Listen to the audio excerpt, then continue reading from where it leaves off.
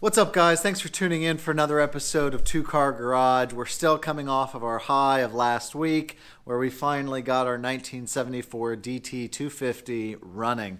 Now that it's running, we already put new fork fluid in. We already cleaned the chain. We already did the oil, cleaned out the exhaust. Now it's time to start building this thing. If you remember from the first video, go back and watch it if you didn't. This is a buddy's bike who does vintage motocross racing on the weekends during the summer months. So not much of a mechanic and doesn't really have the time. So he dropped the bike off as sort of a basket case. I got it running and now it's time to build it to be off-road racing ready.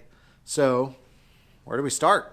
Well, where I want to start isn't necessarily the most flashy upgrade or the most expensive, but it will probably be one of the most noticeable ones for the rider and arguably one of the more important ones as well, and that is new foot pegs. Let's check out the foot pegs that came on the DT250 first so we can see how big of a difference these new ones are going to be.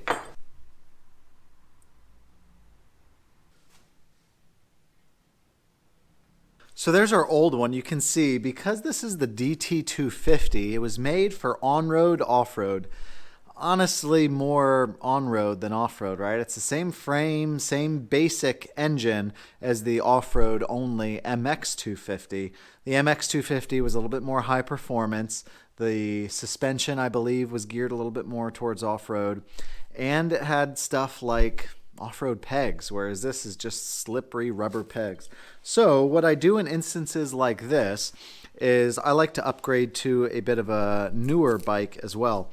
So I got pegs off of a more modern YZ250, which are, made just for off-road. These are what you want to grip. However, nothing like bolts right on, right? So we're gonna have to grind, cut, grind and cut a little bit to get them to work, if they work at all. So let's pull the old ones, compare to the new ones, see what we're going to have to do to get these new nice off-road foot pegs to work.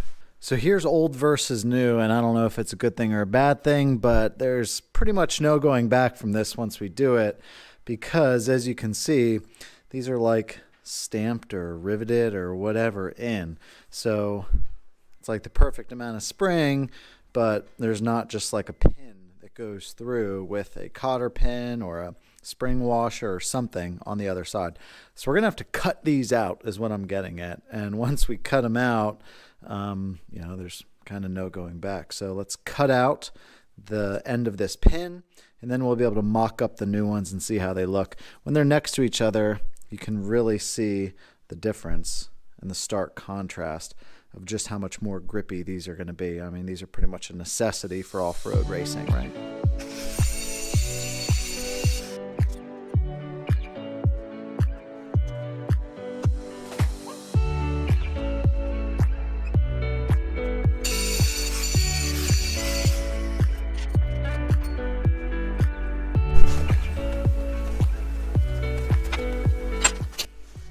All right, so there's two ways that the new cleats don't fit. First of all, the pin that goes through it, it's too big. The diameter is too large for these two holes.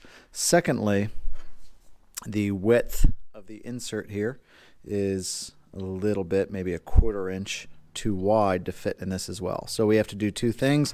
We have to drill out these holes to fit the larger pin, and then we have to grind down this new cleat to fit inside.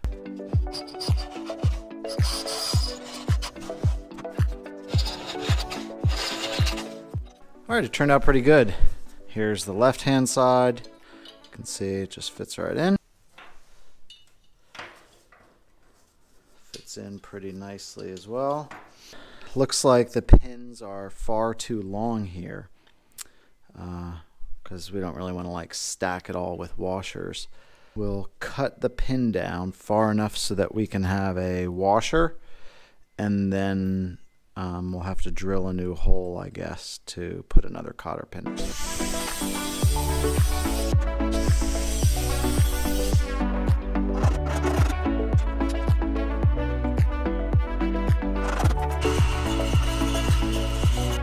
Alright, naturally I couldn't quite drill right into the pin, so I flattened out the one side where I need to drill.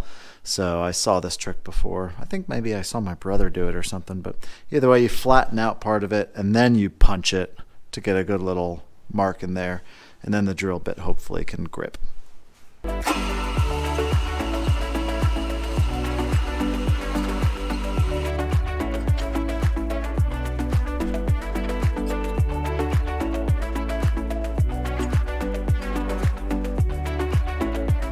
And there you have it. They are pretty much done.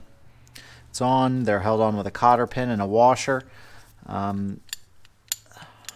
There's no spring right now, but I'm not sure if I'll even be able to get the spring working. That's sort of an afterthought to me anyway. It doesn't really matter.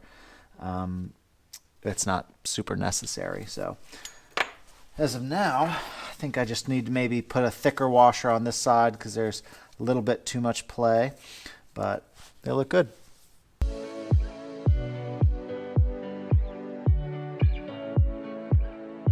Footpegs are on and done. It kind of goes against my good nature, not like cleaning them and painting them up, leaving it like dirty and rusty. But honestly, if I cleaned these and painted them, it would stand out like a sore thumb, and then I'd have to do everything else. So it's an off-road bike, right? It's going to be beat in the woods, in the dirt. It's 45 years old, so I just have to fight my urge to make everything nice and clean. This is the type of thing that you see happen in this video, and you're like, oh, it's the easiest thing in the world. But like, that probably took me 2 hours. 2 hours just to take pegs off and put new pegs on. Like, this stuff is time consuming and tedious, but it's something that you don't even notice, you know, if you're just looking at the bike. The rider certainly will notice because now his boots won't slip and he's good to go. So the pegs are done. The next thing I'd like to do is use these plugs. So we need to plug off the speedometer hole on the front hub and the tachometer hole on the case. So let me show you what we're working with and how we're going to plug them. Here's where the tachometer cable goes in right to the case, and this is the sort of retaining pin that holds it down. This is just like the gear that slides down in there. So what we have instead is this plug, which should slide right down there, and then this same pin holds it in place. Hopefully, we'll see. These are like new old stock plugs that I got off eBay, so I'm not exactly sure that they fit. I think they're approximately the right diameter, but we'll see.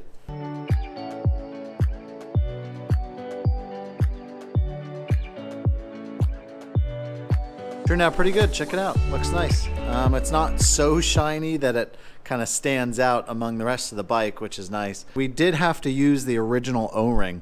The original O-ring that came on it was a lot like smaller, or thinner I should say, than just aftermarket rubber ones that I had. So that's the only way it would fit in there. So we did have to use the original O-ring, but it was still intact from that tach drive plug, so it worked out fine. All right, let's move on to the front brake drum to see how we can plug the speedometer hole.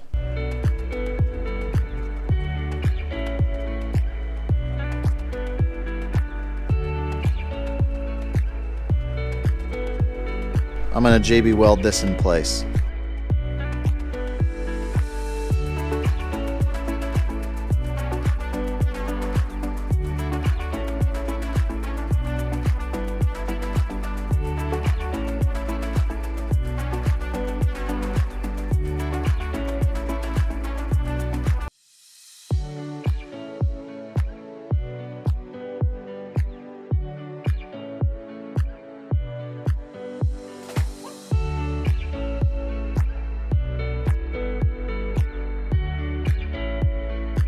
Well, unfortunately, guys, I think that's all we're going to have time for this episode. We got a lot of stuff done, but it's like little stuff that's not super apparent or like visually appealing, you know, like putting on old but a little bit newer foot pegs for off-road racing is great. Like, it's necessary, but it's not all that, you know, rewarding.